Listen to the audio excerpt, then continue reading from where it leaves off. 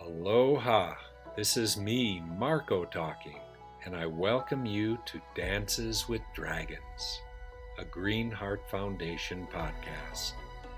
In this podcast, you will hear about my real life stories and adventures, together with the exciting current projects of our Green Heart Foundation. So, sit back, relax, and get ready to listen. So we left off on the last episode. I remember Ula telling me, she said, I have another job and I'm going to trust you, as we were intimate lovers.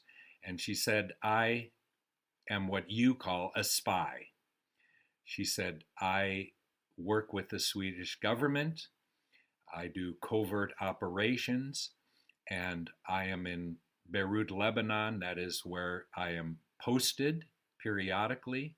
I have my import-export business as my so-called front, but it's really her business as well. It turns out Ula was an exotic dancer at the highest government big business nightclubs. She was the all-star. I had no idea that she was being wined and dined, and she insisted. She said, these men want to get intimate, of course, but she said, we don't do that. We literally can be a dancer, and she did belly dancing. We start going into the bazaar of Marrakesh, and everywhere we went, Madame Ula, and all the shop merchants, come, we have special for you today. Oh, well, I have that new order that you placed. Come. And I learned about the hustle when you go into local markets. Everyone's vying for your attention and, of course, for your kroner, as they were in those days, your dollars. I started watching Ula in action, and one of the most beautiful things I noticed, as soon as we would walk into a shop, almost by the time we're settling into our cushions, usually sitting on a floor on beautiful cushions and exotic carpets, much like the Berber blanket that I had, tea would come out of nowhere with this handsome little boy carrying a tray with these little tiny cups and this big teapot, and the whole bottom half of the cup was filled with sugar and some fresh mint, and then they'd pour the tea on top of that, and you're drinking the sweetest, almost oversweet, sickeningly sweet Moroccan tea, and it just was never ending. As soon as you finish your little cup, the boy is there to fill it up. Then all of a sudden this pipe comes out that was easily a foot long, as narrow as a pencil, with a little tiny bowl. And here I'm used to these big hookahs and big pipes for smoking herb back in the US, and it's called a keef pipe.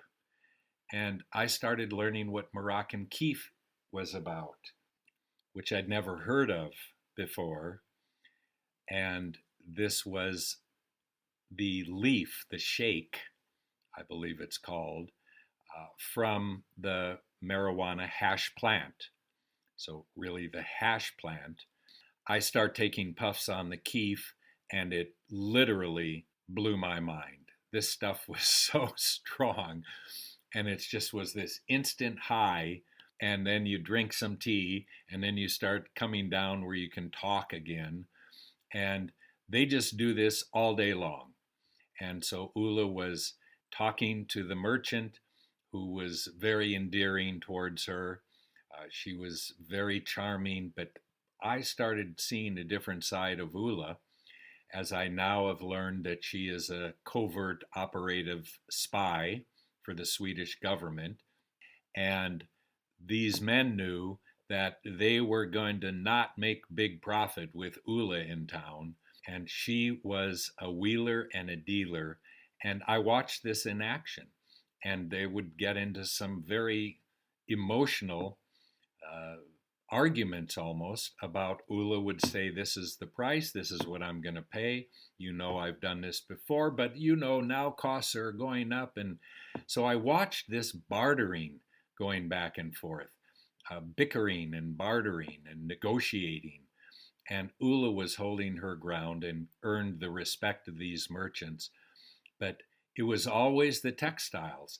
I would go into these shops and there would be stacks to the ceiling of these blankets and carpets, and each one with its colors and designs. So I was always asking the shop boy or the second person in the shop, can you show me some of those? And boy, then 20 pieces would be laid out.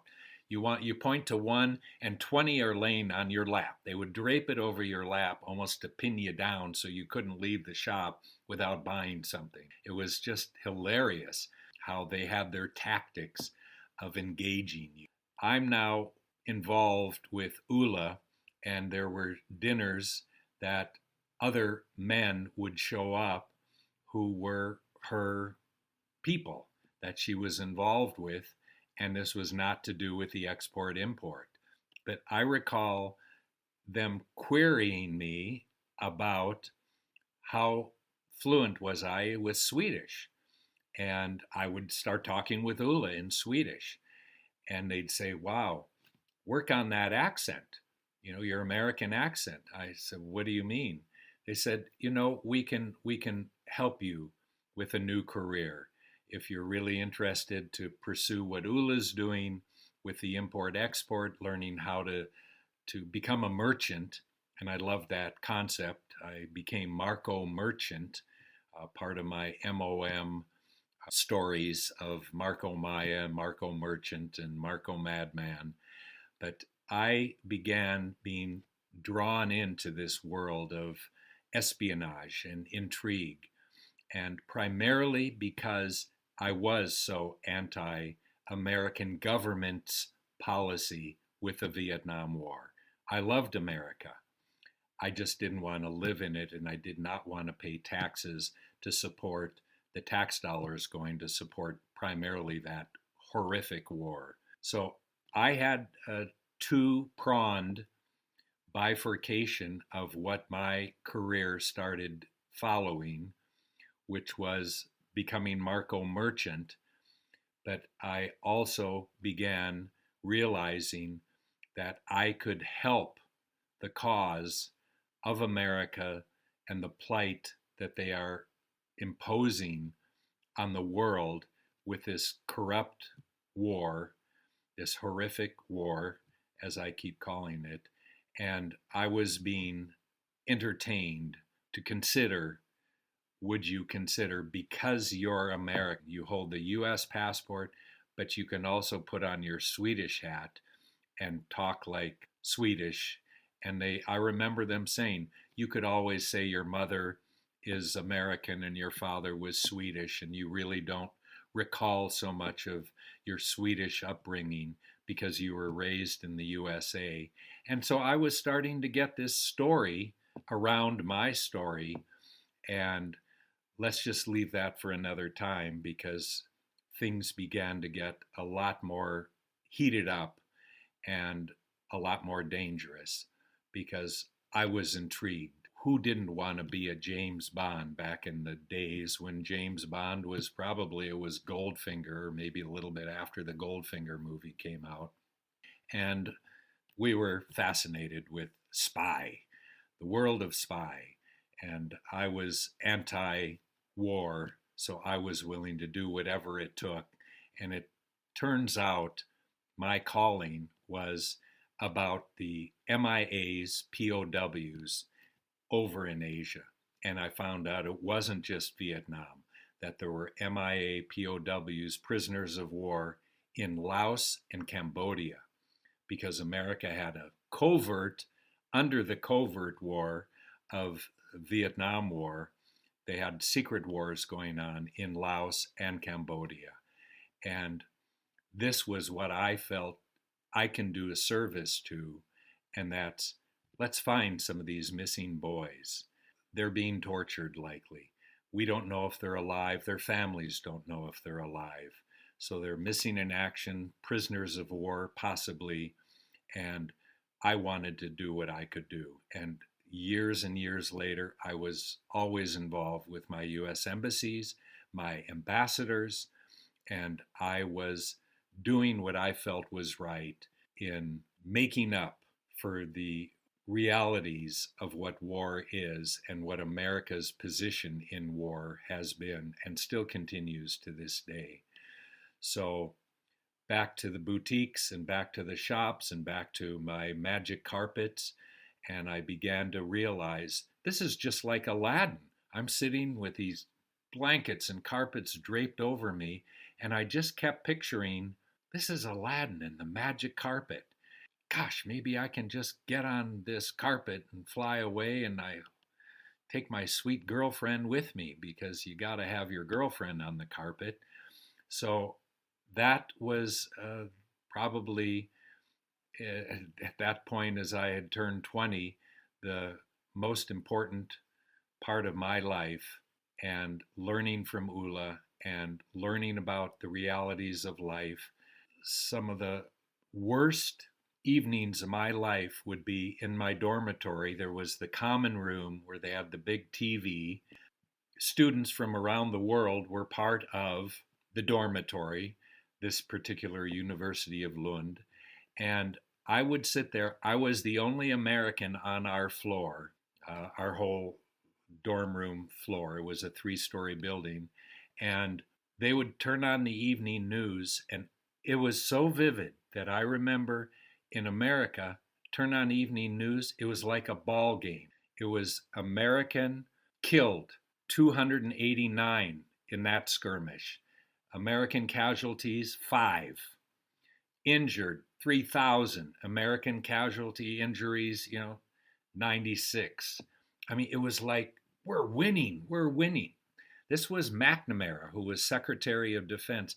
This was a game he was playing to distract the American people and public from the realities of the war, just thinking, just keep supporting us. We're going to take all your tax money that we can suck out of you and keep this war going, because we're going to win. And the reality was we were losing. McNamara knew it. McNamara came out with a book years and years later, went on a book signing tour, became a multimillionaire for publishing a book, and he stated clearly about the Vietnam War, I lied. How can this be? This cut into my heart. I love my country. I'm proud to be an American. I hold that passport tightly up above my head and say, yes, I am an American. USA. Born in the USA. This was the horrors of war. And what Swedish television would put on the news was something that I thought was out of a Hollywood movie. They would show guys that had U.S. Army wearing the helmets.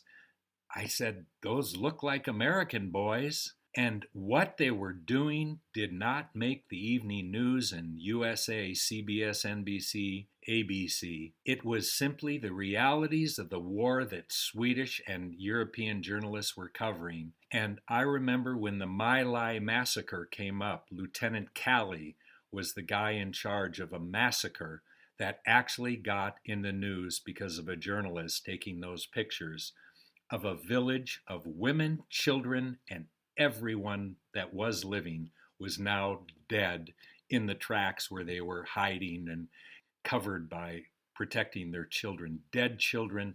Every night this was in our news in Sweden, showing the other side, showing let's help America stop this war. This is not acceptable. And that motivated me to become a radical for change. How can I change our world? How can I, Mark, aka MarkO, make a difference?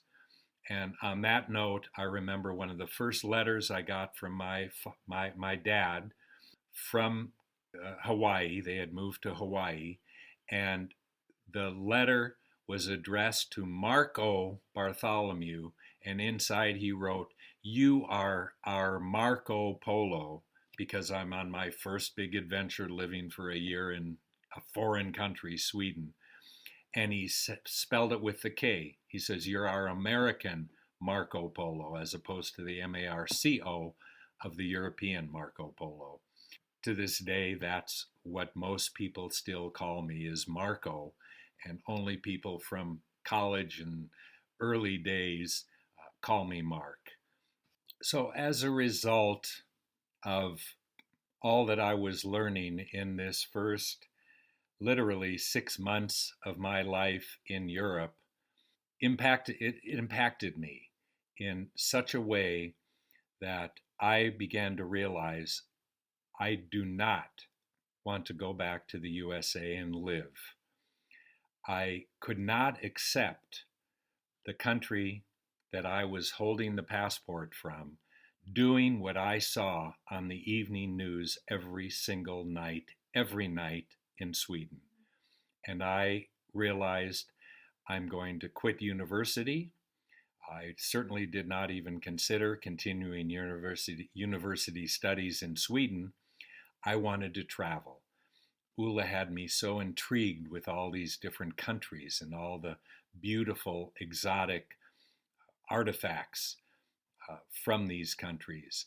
And I was taught how I could make a living at this because I could see the price of what Ulla would sell in her boutique of $50 kroner, and she, I knew, was buying this for 22 kroner, and there was just it's called keystone when you mark up 100%. And so I had a new life. I was 20. I had virtually no money, but I knew I could make money. I also knew that there was a way to make big money, and that was dealing drugs.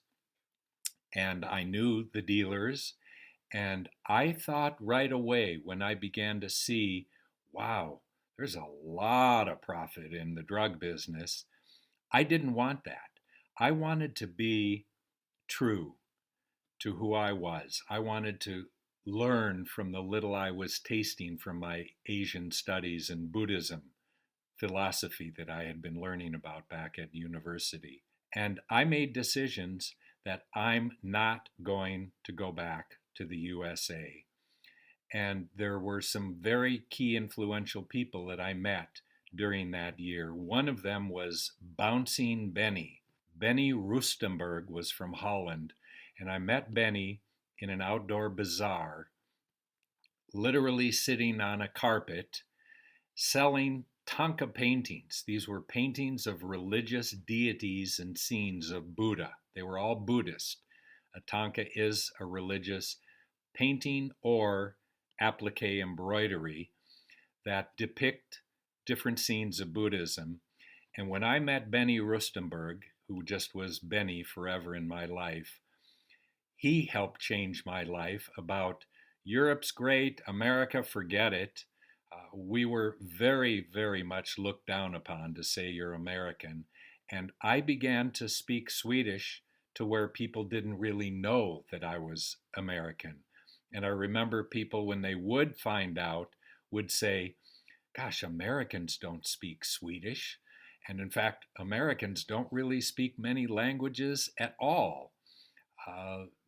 You're unique. I like that feeling, being unique, being different. And Benny, I bought one Ganesh, a painting, a tanka of Ganesh, the elephant god, and he inspired me that I had to go to the Himalayas. His base of operations was Kathmandu, Nepal. He told me things about Nepal that made Morocco look like it was elementary school. This was the big leagues. This was where the real shamans and the real bazaars and the merchants from Tibet and China and India all gathered around these bazaars in the Himalayas. And I made up my mind that I will go east before west, and that I'd go back and wrap up my affairs in the west and simply pack up my backpack, and I want to be on my road out to the Himalayas, with the goal being Nepal, little did I know that when I was back, and this is 1973-74, had this last job as a busboy in a very, very swanky restaurant in Honolulu. I was so fascinated with this world of magical cloth and magical jewelry and handmade things that I couldn't believe were actually made by human hands. And with Benny's inspiration, I knew I wanted to continue on to the heart of barter in Asia and trade, which is the Himalayas. But to get there, there were many other exciting countries along the way. And one of which I remember again in Ula's shop, she had some blouses from this country called Romania. And when she said the word Romania, I said, well, I'm half Romanian. My father and grandfather are pure Romanian. And I looked at these blouses, and I remember seeing on some of the higher class hippie ladies, it started to be a fashion. Elizabeth Taylor, I remember, had in one of her photo shoots this gorgeous white sheer cotton, almost see-through looking blouse with big sleeves and embroidery in the most intricate way. And I didn't know then that that was Romanian, but the image in my mind, and then these things start coming out. I remember also, I believe, might even been Liz Taylor again. She was such an influence back in the 14th century, but for us older people. But she wore a puka shell necklace, and that put puka shells from Hawaii on the world map. I mean, they began being from $10 gift souvenirs to hundreds of dollars.